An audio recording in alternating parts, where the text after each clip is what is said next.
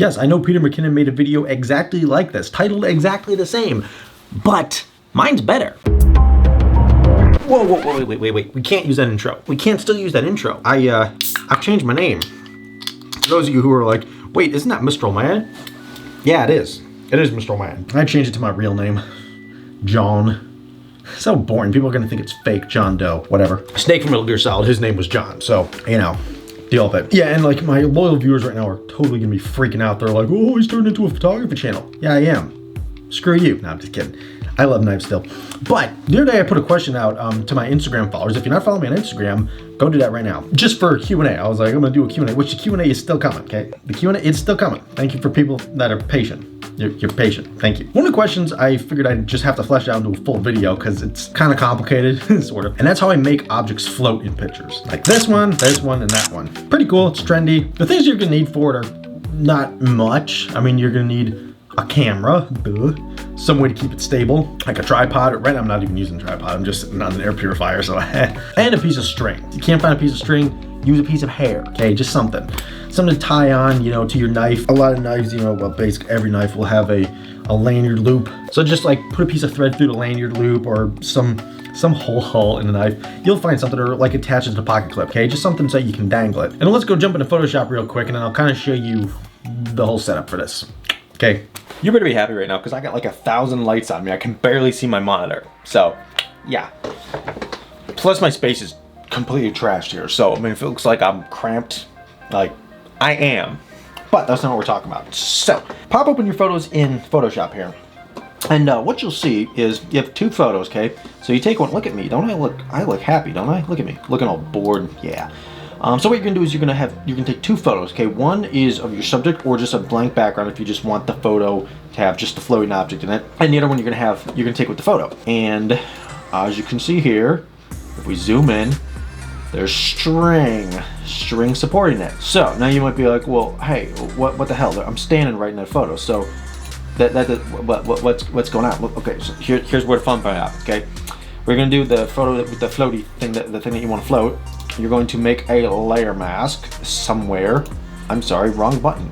This button down here. You're gonna make a layer mask. And now, didn't do anything. So, what you're gonna do is you're gonna zoom in here and you're gonna take the brush, make sure you have it set to hard, bring the size down, yeah, about to there. Just enough so it can encompass the whole object, the gun that we're gonna have floating. Make sure it is set to black and then click. You'll be like, well, it's gone.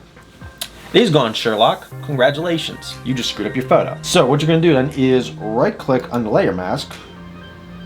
Don't right click on the layer mask. Double click the layer mask and click invert. And all of a sudden, wham, there you go. It is back. So now what you have to do, a little bit of touch-up work. So make sure that you are set to white. I'm sorry, I'm a massive moron. Make sure it's set to black. And then start painting away everything.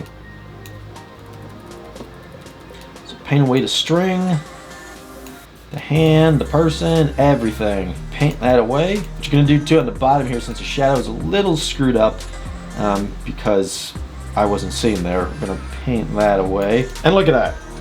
You have a floating object in your photo with minimal work. I mean, that took like 2 seconds. That was so easy. That took like no time at all. Now all that's left to really do is just the rest of your edits and bam, finished photo. So I mean, there you go. That's a piece of cake. It can't get much easier than that.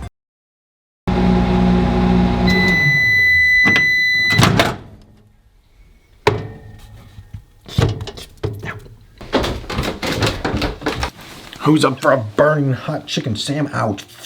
Holy hell, I'm overexposed. Whatever, screw it. I'm gonna fix my settings. Damn, that's hot. So, there is a easier way, a technically easier way to do this. Like, that doesn't involve Photoshop. It involves a free program on your phone, and like way less work. But, I think I'm gonna save that for another video. So, if you're interested in learning that technique, I don't know, if you're interested in seeing that way to do it, let me know down in the comments below. Like, favorite, subscribe, share this to everybody. Send it to Peter McKinnon. Tell him I can do it better than he can. Because my way is actually better than his. Involves less materials. The video he made like 4 years ago, he's like, get a shower curtain, duct tape, tape stuff to your walls. I'm like, no fam, do it this way. It's like way less work. I don't know. Anyway, that's it. I'm getting out of here. Go follow me on Instagram. That's it. Ow, that's still too hot. I want to eat my sandwich.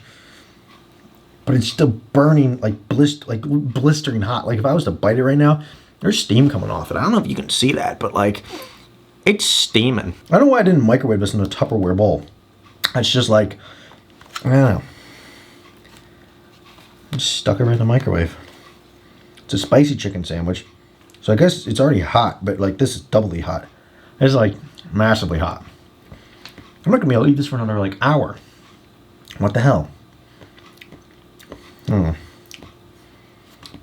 McDonald's, this is not